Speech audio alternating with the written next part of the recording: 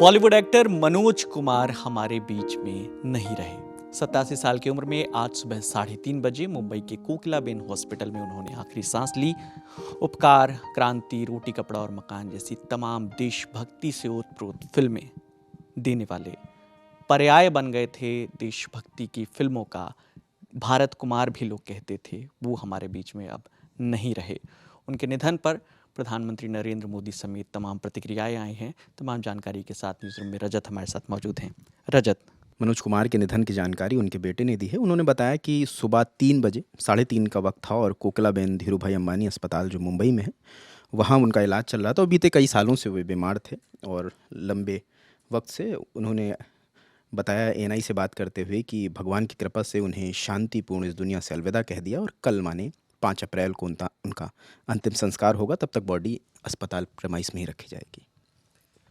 और प्रधानमंत्री नरेंद्र मोदी की ओर से भी प्रतिक्रिया आई है, उसके बारे में भी जी, तमाम प्रतिक्रियाएं आई हैं। प्रधानमंत्री मोदी ने अपने एक्स अकाउंट पर लिखा कि महान अभिनेता और फिल्मकार श्री मनोज कुमार जी के निधन से बहुत दुख हुआ। वे भारतीय सिनेमा के प्रतीक थे, जिन्हें खास तौर पर उनकी देशभक्ति से जोश को याद दिलाते हुए जो उनकी फिल्में हैं उसमें वो चीज़ें झलकती थी।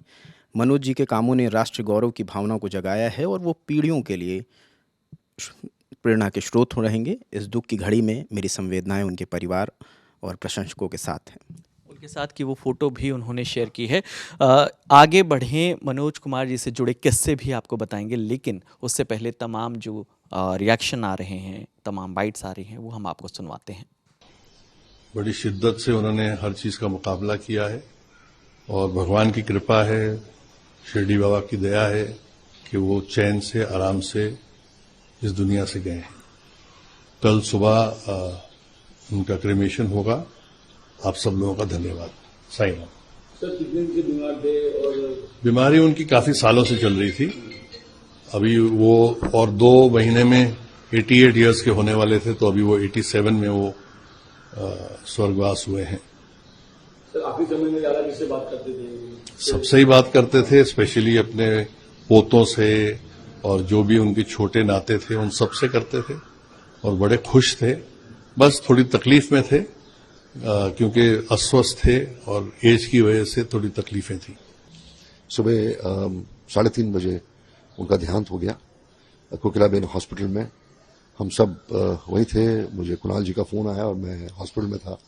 हम सब बहुत दुख में है, पूरा परिवार दुख में है कि एक ऐसा ऑरा, एक ऐसे फिल्म मेकर, एक ऐसी पर्सनालिटी हमारी इंडस्ट्री की वो आज हमारे बीच में नहीं है। हम अक्सर मिला करते थे मनोज जी से उनके घर में आकर। दो वो बेड रिडन थे, उनको बैक का इशू था, लेकिन उनकी स्पिरिट्स और उनका जो ऑरा वो उसी तरह जिंदा था जैसे वो पहले हुआ करते थे।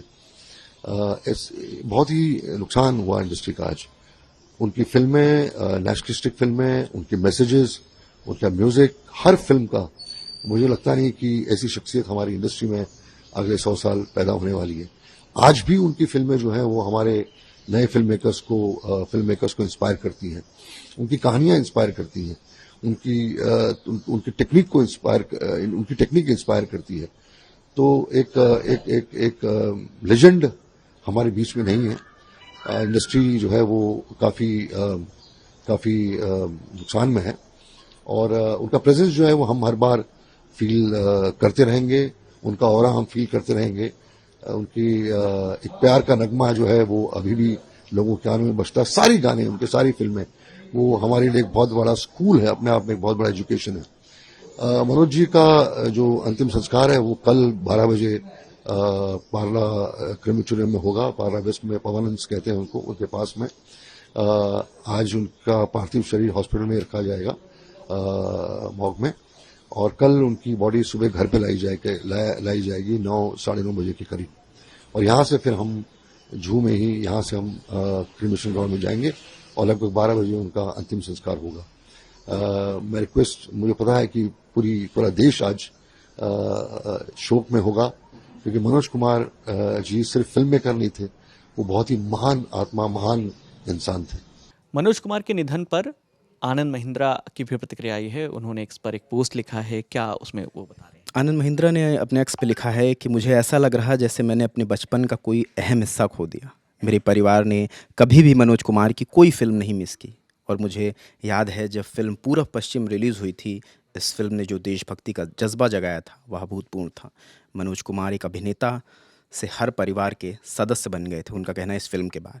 आज मेरे परिवार के एक सदस्य का निधन हुआ है और मैं उनके प्रति शोक व्यक्त करता हूँ। ओम शांति। उनसे जुड़े तमाम किस्से भी हैं, मतलब कैसे उनका परिवार अविभाजित पाकिस्तान से भारत आया। एबटाबाद ये वही जगह है जहाँ पर अमेरिका ने लादेन को मारा था, अब वो पाकिस्तान का हिस्सा है। कैसे उनका परिवार आया, कैसे उनके जीवन से जुड़े वो तमाम किस्से हैं, कैसे लाल बहादुर शास्त्री जो भारत के प्रधानमंत्री रहे, उनके कहने पर उन्होंने फिल्म बनाई, वो तमाम किस्से भी रजत हमारे साथ शेयर करेंगे। एक एक करके आप सबसे पहले कैसे उनका परिवार कहाँ रहता था, कैसे आया, और उनका नाम भी मनोज कुमार नहीं था, वो तमाम जान। मनोज का जन्म 2 जुलाई 1973 में एबटाबाद में हुआ था, जो अब खैबर पख्तूनख्वा पाकिस्तान का हिस्सा है, वहाँ उनका जन्म हुआ था। उसके बाद वो पहले दिल्ली आते हैं और फिर मुंबई जाते हैं और वहाँ उनका एक्टिंग का करियर शुरू होता है। एक किस्सा उन्होंने बीबीसी को दिए इंटरव्यू में बताया था कि उनका नाम, क्योंकि पहले उनका नाम हरिकृष्ण गोस्वामी था, उसके बाद मनोज कुमार के नाम से हम जानते हैं, तमाम लोग होंगे शायद इस नाम से परिचित ना हो। तो बीबीसी को दिए गए इंटरव्यू में उन्होंने बताया था कि बचपन में परियों की कहानियों की तरह हमारे लिए फ़िल्में थी। मेरे मामू ने एक फ़िल्म दिखाई, इस फ़िल्म में दिलीप कुमार की मौत हो जाती है और फिर 20 या 25 दिन के बाद मैंने एक और फ़िल्म देखी शहीद, उसमें भी वही होता है। इस फ़िल्म में उनकी मौत मैंने देखी, उसके बाद मैं परेशान था। मैंने माँ से पूछा कि एक इंसान कितनी बार मरता है? माँ ने जवाब दिया, एक बार। फिर मैंने पूछा, और जो 2-3 बार मरते हैं? तो माँ ने कहा, वो फरिश्ते होते हैं। मैंने मन में सोचा कि मैं भी फरिश्ता बनूंगा। मेरे अंदर फ़िल्म देखने का शौक़ पैदा हुआ और उसी दौरान एक फ़िल्म आई थी शबनम, उसमें दिलीप कुमार थे। उस फ़िल्म में उनका नाम मनोज था। मुझे नाम अच्छा लगा। इस दौरान हम रिफ्यूज़ी कैंप में रह रहे थे और अलग अलग ज़बान बोलने वाले लोगों के साथ रहते थे, लेकिन उस कैंप में किसी का नाम मनोज नहीं था।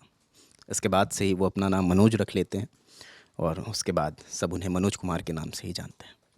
ये जब हम फैशन मूवी का जो रोल उन्हें मिला, उससे जुड़ा भी एक किस्सा है कि कैसे वो फिल्म के सेट पे जाते थे और लाइट टेस्टिंग, जब एक्टर आता है जहाँ पर कैमरा का फ्रेम होता है लाइट चेक करने के लिए, तो उनको खड़ा किया जाता है और वहाँ पर जब उनके ऊपर लाइट पड़ती है कैमरे में, जो डीओपी है, डायरेक्टर फ्रेम देखते हैं, बड़े ही कैमरा प्रेजेंस उनकी बड़ी अच्छी थी, कैमरे पे बड़े अच्छे दिखते थे वो।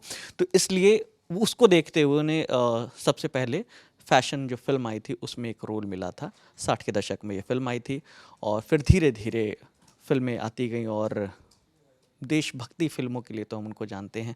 मुझे एक जो गाना है प्रीत जहाँ की रीत सदा, कॉलेज में जब ये 26 जनवरी 15 अगस्त के प्रोग्राम होते थे, तो ये वो गाने होते थे जो हम लोग स्टेज पर गाया करते थे, जो परफॉर्मेंस दिया करते थे, ये उन्हीं के गाने थे। और अभी भी जब 15 अगस्त 26 जनवरी का कोई भी फंक्शन होता है, उसमें वही पुराने गीत जो हैं देशभक्ति के, जो उस एरा में गाए गए थे, वही याद करते हैं। और भी आप कोई मेमोरी शाहरुख खान के साथ का? कोई शाहरुख खान का भी किस्सा है और उससे पहले जो आपने जिक्र किया क्रांति का किस्सा, क्योंकि दिलीप कुमार के ये बचपन से प्रशंसक रहे हैं और क्रांति ऐसी फिल्म थी जिसमें मनोज बतौर डायरेक्टर थे, बतौर एक्टर थे और दिलीप कुमार उनके साथ काम कर रहे थे। तो वो एक किस्सा याद करते हैं कि मेरी ज़िंदगी में वो दिन भी आया था जब मैं निर्देशक और निर्माता बना और दिलीप कुमार के साथ फिल्म क्रांति में बतौर निर्देशक और अभिनेता काम किया। एक बात मैं ज़रूर कहूँगा कि शूटिंग के दौरान उन्होंने इस बात का बिल्कुल मुझे महसूस नहीं कराया कि तुम मेरी फिल्म देख अभिनेता बनो, क्योंकि वो बचपन में कई बचपन के किस्से सुनाते हुए कहते हैं कि दिलीप कुमार से मुझे एक्टर बनने की इंस्पिरेशन मिली थी और फिल्म में आया। और वो कहते हैं कि दिलीप जी इतने विनम्र थे कि जब भी मैं उनसे कहता कि कोई शॉट कर दीजिए, वो तुरंत कुछ भी बिना कहे वो शॉट करने चले जाते। जो आपने किस्सा कहा शाहरुख खान वाला, कि शाहरुख खान की एक फ़िल्म आई थी ओम शांति ओम, उसमें शाहरुख ने मिमिक्री की थी जिसको लेकर कहा गया कि मनोज कुमार बहुत नाराज़ थे। उसके बाद शाहरुख ने उसको लेकर माफ़ी भी मांगी थी। तो ये किस्सा था जब शाहरुख खान को माफ़ी मांगनी पड़ी थी मनोज कुमार को लेकर। बिल्कुल, जो कि जानकारी है, पब्लिक डोमेन में जानकारी है, 7 फिल्म फेयर के पुरस्कार उनको मिले हैं। 68 में पहला फिल्म फेयर मिला था उपकार के लिए और उपकार ने best film, best director, best story, best dialogue के लिए 4 फिल्म फेयर जीते। और 1992 में पद्मश्री से नवाजा गया और 2016 का वो दृश्य जब तत्कालीन राष्ट्रपति प्रणब मुखर्जी उन्हें दादा साहब फाल्के अवार्ड से सम्मानित कर रहे थे, वो व्हील चेयर पर आए थे और वो दृश्य हम सब ने देखा था।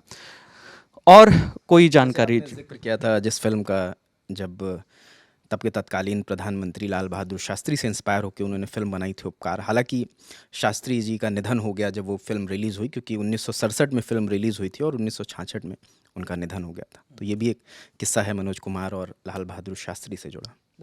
वो 1965 में जब उनकी फिल्म आई थी शहीद, दरअसल वो भगत सिंह के रोल में पहली बार भगत सिंह का किरदार जब उन्होंने निभाया था और वो फिल्म ज़बरदस्त हिट हुई थी। ए वतन हमको तेरी कसम, वो गाना, सरफरोशी की तमन्ना, रंग दे बसंती चोला, उस समय जब वो आए थे वो तभी था। और उसी दौरान उन्होंने कहा था लाल बहादुर शास्त्री ने कि एक फिल्म बनाने को जो कि उपकार थी, और जैसा आपने बताया कि वो फिल्म भगत सिंह का आपने जिक्र किया, उससे जुड़ा एक किस्सा है कि बचपन में, क्योंकि भारत उनका नाम भी पड़ा और देशभक्ति के लिए उनकी फिल्में जानी जाती हैं, तो वो एक किस्सा बीबीसी को दिए गए इंटरव्यू में बताते हैं कि विभाजन के बाद मैं दिल्ली आया और फिर मुंबई। दिल्ली को मैं याद नहीं करता क्योंकि दिल्ली में जा सकता हूँ, लेकिन एबटाबाद और लाहौर को मैं याद करता हूँ क्योंकि मैं वहाँ नहीं जा सकता। तो वो एक किस्सा बताते हैं कि बचपन में हमें एक नाटक करना था गली मोहल्ले में शहीद भगत सिंह पर, और मेरी कदकाठी ठीक थी तो मुझे ये रोल दिया गया। और जब ये नाटक होना था, इसका मंचन होना था, तो मोहल्ले के सभी लोग वहाँ पर मौजूद थे। मुझे स्टेज पर जाने में हिचक हो रही थी और मैं अभी तक इस खलिश में हूँ कि मैं वो रोल क्यों नहीं कर पाया। इस पे मेरे पिताजी ने कहा भी था कि छोड़ दो ये मौका, इससे कोई फ़र्क नहीं पड़ता, नकली भगत सिंह नहीं बन सके तो कोई बात नहीं। उसके बाद भगत सिंह मेरे अंदर पनपने लगा और मैं पेंसिल से उनकी मूछें बनाता और कभी कभी पिताजी को परेशान भी करता था। तो ये किस्सा था। बिल्कुल। तो ये जो ये 65 में जब शहीद आई थी, तब जय जवान जय किसान का नारा लाल बहादुर शास्त्री तत्कालीन प्रधानमंत्री उनका था। तब उन्होंने कहा था कि इस पर कुछ फिल्म बनाई। हालांकि उनको राइटिंग का कोई एक्सपीरियंस नहीं था, डायरेक्शन का कोई एक्सपीरियंस नहीं था, फिर भी उन्होंने हामी भरी और उन्होंने कहा कि बिल्कुल फिल्म बनाना उन्होंने शुरू कर दिया। और ऐसा एक किस्सा है कि उन्होंने मुंबई से दिल्ली के लिए एक राजधानी एक्सप्रेस का टिकट लिया और बैठ गए। और कहते हैं, ये किस्सा है कि मुंबई से दिल्ली आते समय उन्होंने फिल्म की आधी कहानी लिख दी और फिर वापस लौटते समय उन्होंने आधी कहानी लिख दी। और उसके बाद उन्होंने बतौर डायरेक्टर अपने करियर की दूसरी पारी, एक्टर के रूप में तो थे ही, डायरेक्टर के रूप में भी उन्होंने अपनी पारी शुरू की। कोई और किस्सा आप बताना एक किस्सा और है कि मनोज कुमार एक इंटरव्यू में कहते हैं कि जब अमिताभ बच्चन विफलताओं का दौर था उनका, उनकी फिल्में नहीं चल रही थी और वो बोरिया बिस्तर लेकर दिल्ली वापस जा रहे थे, तब उन्होंने अमिताभ बच्चन को रोका और उन्होंने फिल्म रोटी कपड़ा मकान में उनको मौका दिया। तो वो कहते हैं जब लोग अमिताभ को नाकामयाबी की क्यों वजह से ताने दे रहे थे, तब भी मुझे उन पर भरोसा था कि वो एक दिन बड़े स्टार बनेंगे। तो ये भी एक किस्सा था अमिताभ और ये बीबीसी के इंटरव्यू में भी बताई है ये बातें। तो तमाम उनके जीवन से जुड़े किस्से, उनकी मेमोरी, उनके पुराने इंटरव्यूज़ ललन टॉप के तमाम प्लेटफॉर्म पर आपको मिलेंगे। और उनकी फिल्मों से जुड़ा कोई भी किस्सा आप दर्शकों को अगर याद आ रहा है, वो गाने जिनको सुनकर आप बड़े हुए हैं या उन गानों से जुड़ी कोई मेमोरी है, तो आप कमेंट में ज़रूर शेयर कीजिएगा। इस बातचीत में मेरे साथी रजत थे, मेरा नाम विकास वर्मा है, कैमरे के पीछे मेरे साथी रमन हैं। देखते रहिए दी ललन टॉप।